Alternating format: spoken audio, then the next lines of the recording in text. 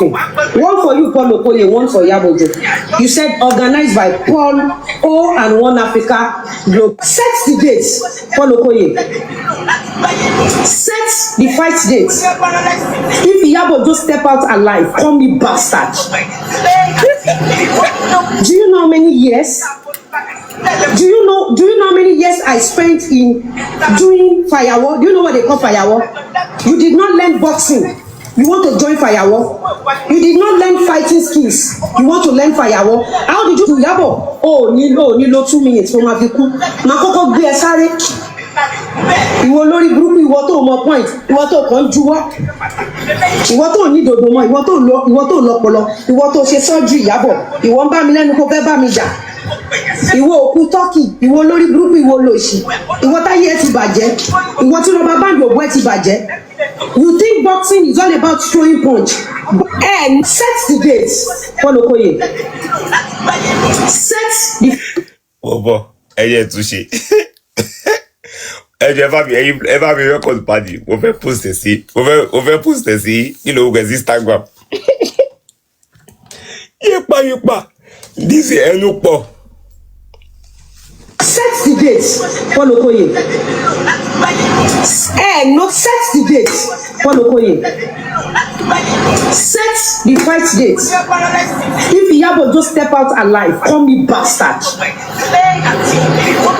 Do you know how many years? Do you know how many years I spent in doing firework? Do you know what they call firework? You did not learn boxing. You want to join firework? You did not learn fighting skills. You want to learn firework? How did you do Iyabo? Oh, nílò 2 minutes for my people. Makoko gbé ẹ sáré. Ìwọ lórí burúkú, ìwọ tó mọ point, ìwọ tó kàn juwọ́.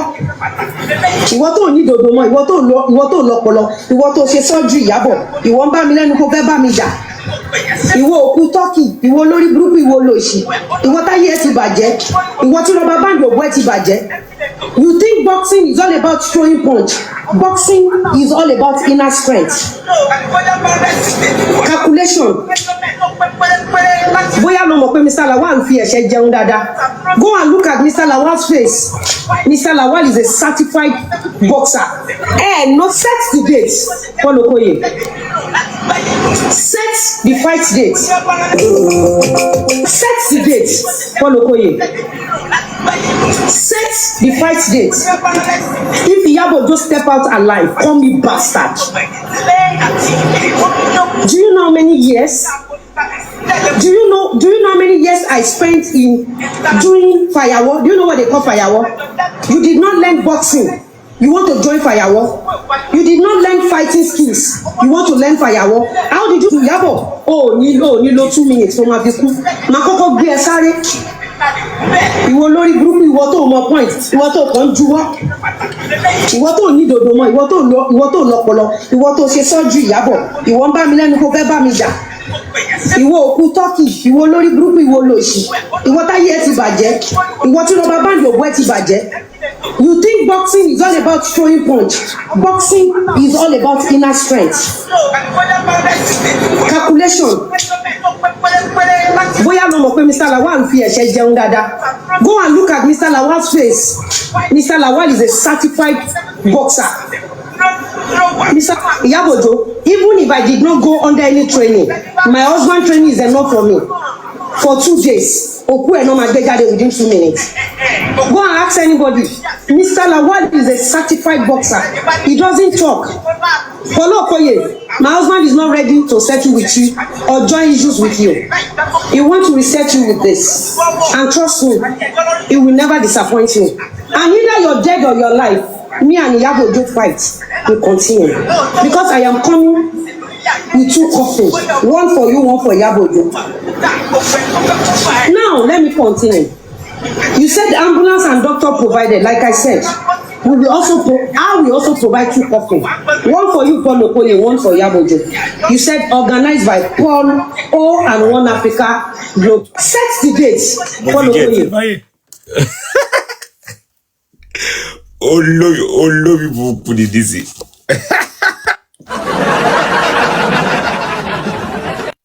Olórí burúkú ni Dizzy. Notice wípé tí Iyabo Ojo bá fẹ́ ṣe party, mo máa ń dákẹ́ fún 4-5 days. notice kí n calculate kí n calculate ṣe rí ọ̀pọ̀lọpọ̀ yín tẹ́ máa ń dá sọ̀rọ̀ social media ẹ̀yin lẹ ń fi ogun jara yín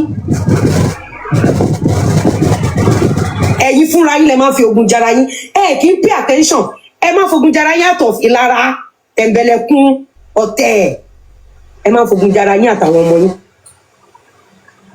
tí Ìyábọ̀ bá fẹ́ ṣe party tó bá fẹ́ ṣe anything 4-5 days to that party to that event mi ò ní ṣe show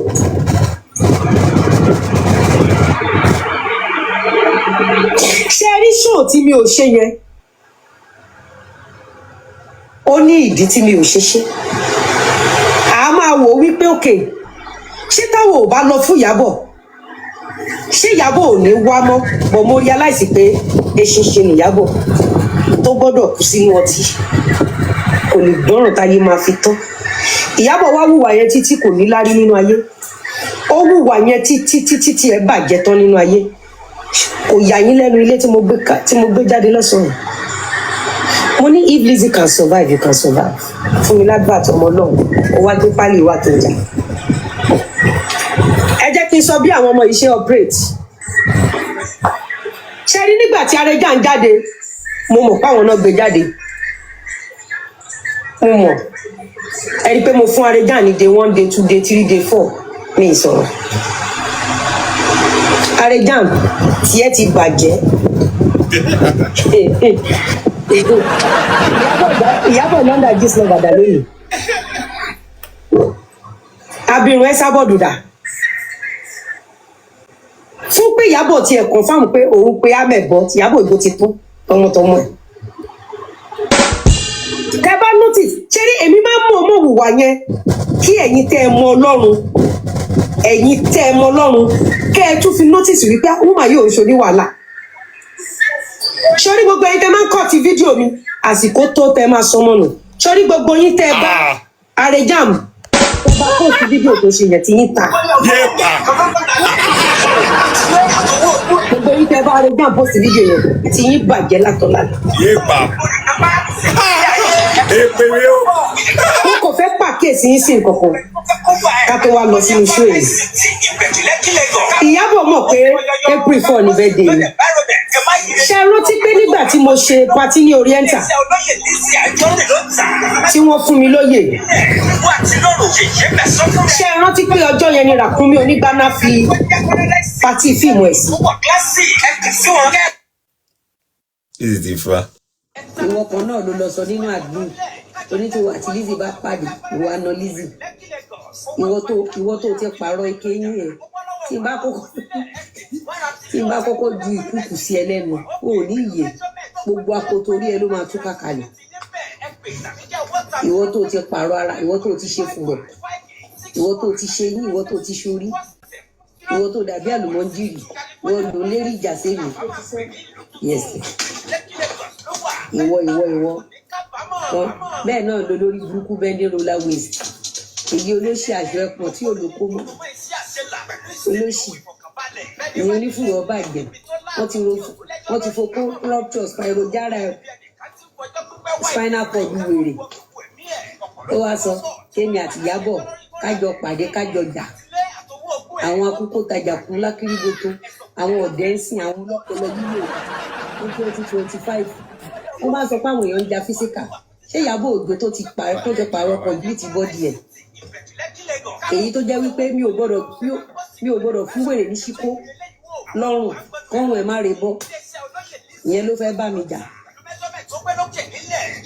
èyí tí ò ní làákàyè mọ́ èyí olórí burúkú tó bọ́ sórí live tó bọ́ sórí broadcast tó ní bàbá òun rèébù bàbá òun ṣe drugs bàbá òun pààyàn wọ́n ti dáṣọ ìwà títí mo ti sọ fún wọn kí ni sáìsì bàtà wọn wọ́n ti bàdó wọn ẹ máa kọ́kọ́ mọ̀ tí n bá ní silver 42 tí mi bá ní bàtà silver 42 ṣé kọ́ jẹ́ kí n confam lọ́la decision sanwó consultation on deposit consultation nígbà tẹni tó ṣe surgery èyí tó ṣe surgery orí tó ṣe surgery ìdí tó sọ fún ọ̀gáníìkì ìwọ ọ̀lẹ ìwọ bẹ́ẹ̀ pé o máa lọ rèdí wà lọ́ máa rèdí mú ẹkùn àwọn olórin o fẹ́ fi rẹ̀ wẹ́ni tí ò kì í sùn o mọ bí egungun mi ṣe strong tó o mọ bí egungun mi ìwọ tó bá tú èmi àti ẹlẹ̀ wọ́n náà wọ̀n o ìgbájú kan o máa lọlẹ̀ ìgbájú ẹyọ kan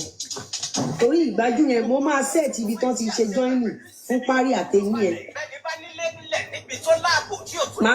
nǹkan tí kọ́kọ́ máa tágẹ́ẹ̀tì nǹkan tí mo kọ́kọ́ máa tágẹ́ẹ̀tì parí yẹn ni parí yẹn ibi tán ti ṣe joining eyín oníke yẹn ìwọ tó lè ṣe eyín oníke òun lè rí ìjà olórí burúkú kò ní kọ́ńtẹ́ǹtì kankan àwa múgòdà ní àwa lé eyebrow àwa tọ́tì na who you dey gas for wọlé TikTok content creator ọ̀lẹ olè olórí burúkú alábíàbíàbí àjàpá olùsí ọmọ olùsí pàtàkì àti ọ̀ẹ́jì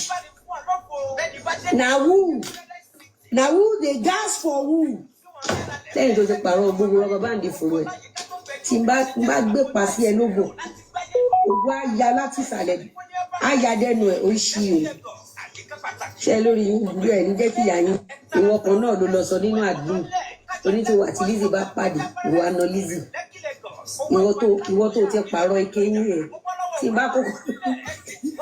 n bá kọ́kọ́ ju ìkúkù sí ẹ lẹ́nu ò ní ìyè gbogbo akoto orí ẹ ló máa tú kàkàlẹ̀ ìwọ tó ti pààrọ̀ ara ìwọ tó ti ṣe fùrọ̀ ìwọ tó ti ṣe yín ìwọ tó ti ṣorí ìwọ tó dàbí àlùmọ́jìrì ìwọ ló lérí ìjà sẹ́mi yes ìwọ bẹ́ẹ̀ náà ló lórí burúkú bẹ́ndé roller waist èyí olóṣì àjọ ẹ̀pọ̀ tí olùkó mọ́ olóṣì ìyẹn onífùrọ̀ ọba ìgbẹ́ wọ́n ti fokó rupture spirogara spinal cord gbòòrò ó wá sọ èmi àti Ìyábọ̀ kájọ pàdé kájọ jà àwọn akókó tajà kú lákìrìdòtò àwọn ọ̀dẹ́ ń sìn àwọn ọlọ́pọlọ yíyò rẹ̀ ní 2025 wọ́n bá sọ pé àwọn èèyàn ń ja físíkà ṣé Ìyábọ̀ Òjó tó ti pààrọ̀ complete body ẹ̀ èyí tó jẹ́ wípé mi ò gbọ́dọ̀ fún wèrè ní ṣíkó lọ́rùn kọ́rùn ẹ̀ má re bọ́ ìyẹn ló fẹ́ bá mi jà èyí tí ò ní làákàyè mọ́ èyí olórí burúkú tó bọ́ sórí live tó bọ́ sórí podcast tó ní bàbá òun rèébù bàbá òun ṣe drugs bàbá òun pààyàn wọ́n ti gbàṣọ ìwà títí mo ti sọ fún wọn kí ni size bàtà wọn wọ́n ti bàdó wọn ẹ máa kọ́kọ́ mọ̀ tí bá ní silver 42 tí mi bá ní bàtà silver 42 ṣé kọ́ jẹ́ kí n confam lọ́la decision sanwó consultation kan deposit consultation nígbà tẹni tó ṣe surgery èyí tó ṣe surgery orí tó ṣe surgery ìdí tó sọ fún ọ̀gáníìkì ìwọ ọ̀lẹ ìwọ́dẹ́ pé o máa lọ rèdí wà lọ́ máa rèdí mọ́ ẹkùn àwọn olórin o fẹ́ fi rẹ̀ wẹ́ni tí ò kì í sùn o mọ bí egungun mi ṣe strong tó o mọ bí egungun mi ìwọ tó bá tú èmi àti ẹlẹ̀ wọ́n náà wọ̀n ìgbájú kan o máa lọlẹ̀ ìgbájú ẹyọ kan torí ìgbájú yẹn mo máa set ibi tán ti ṣe joining fún parí àtẹ̀yìn yẹn nǹkan tí kọ́kọ́ máa tágẹ́ẹ̀tì nǹkan tí mo kọ́kọ́ máa tágẹ́ẹ̀tì parí yẹn ni parí yẹn ibi tán ti ṣe joining eyín oníke yẹn ìwọ tó lè ṣe eyín oníke òun lè rí ìjà olórí burúkú kò ní kọ́ńtẹ́ǹtì kankan àwa múgòdà ní àwa lé eyebrow àwa tọ́tì na who you dey gas for wọlé TikTok content creator ọ̀lẹ olè olórí burúkú alábíàbíàbí àjàpá olùsí ọmọ olùsí pàtàkì àti ọ̀ẹ́jì na who dey gas for who lẹ́yìn tó ti pààrọ̀ gbogbo rọ́bà báńdì fòrò ẹ̀ tí n bá gbé pa sí ẹ lógo ògbó àyà láti ìsàlẹ̀ àyà dẹnu ẹ̀ ó ṣí o ṣe lórí ìlú ẹ̀ ní jẹ́ kí ìyá yín ìwọ kan náà. notice wípé tí ìyá set the date fọlọkọyè set the fight date if Iyabo just step out alive call me bastard. Do you know how many years? Do you know how many years I spent in doing firewall? Do you know what they call firewall? You did not learn boxing. You want to join Fayawo. You did not learn fighting skills. You want to learn Fayawo. How did you do Yabo? Oh, Nilo 2 minutes for my people. Makoko be sorry. Ìwọ lórí burúkú, ìwọ tó mọ point, ìwọ tó kàn juwọ́. Ìwọ tó ní dodo mọ́, ìwọ tó lọ́pọlọ, ìwọ tó ṣe surgery Yabo. Ìwọ ń bá mi lẹ́nu kó fẹ́ bá mi jà. Ìwọ òkú kọ́kì, ìwọ lórí burúkú, ìwọ lòṣì. Ìwọ táyé ẹ ti bàjẹ́. Ìwọ tí rọba báńdì ògbó ẹ ti bàjẹ́. You think boxing is all about throwing punch? Boxing is all about inner strength. Calculation. Bóyá ló mọ̀ pé Mr. Lawal fi ẹ̀ṣẹ̀ jẹun dáadáa. Go and look at Mr. Lawal's face. Mr. Lawal is a certified boxer. Mr. Iyabojo, even if I did not go under any training, my husband training is enough for me. For 2 days. Oku ẹ̀ náà máa gbé jáde within 2 minutes. Go and ask anybody.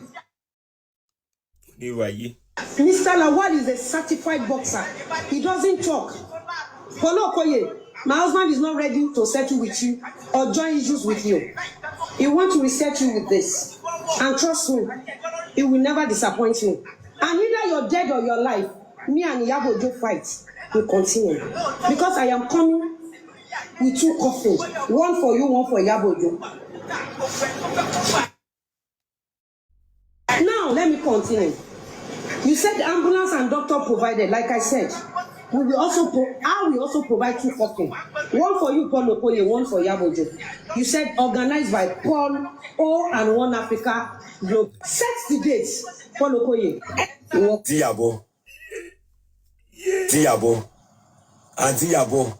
Àǹtí Ìyábọ̀ ẹ̀bẹ̀ ló mo pè yín ẹ̀mẹ́ta ọ̀tọ̀ọ̀tọ̀ mo pè yín ṣé rí ní ti tẹ̀fẹ́ lọ́ọ́ bàjá yẹn ẹ má bàjá o ó ti fẹ́ kú tètè tọ́la tẹ́ bá fún ní ẹ̀ṣẹ̀ kan rèé máa wọ́n lulẹ̀ àkúdánù ẹ má já ìjà yẹn o kò accept ìjà láti jọ yìí àwọn ẹni tó máa kú sí ló ń wá ẹni tó fẹ́ kú sí lọ́wọ́ ló ń wá ẹjọ́ Àǹtí Ìyábọ̀ mo bẹ̀ yín ní ẹgbà ìyá PC ìyá Festus má bàjá o ẹni tó ó ti fẹ́ kú ẹ má gbà ìjà ẹ má bá jà ẹjọ́ mo bẹ̀yìn ni ẹ fà kọ̀kẹ́ mi lẹ̀ mo sì lọ́ọ̀fù bébì mi mo sì lọ́ọ̀fù ẹjọ́ tó ìmọ̀ mẹ́kẹ́tẹ́ bá fún ní ẹ̀ṣẹ̀ kan lójú ó máa kú dànù kó tẹ iṣẹ́ ìṣẹ́ nìkan tẹ bá kọ́ fún ní gbàjú ẹ̀yọ̀ kan ó máa kú dànù ẹjọ́ nítorí Ọlọ́run ẹ bá mi fà kọ̀kẹ́lẹ̀ ẹgbà mo bẹ̀yìn ni ẹjọ́ Àǹtí Ìyábọ̀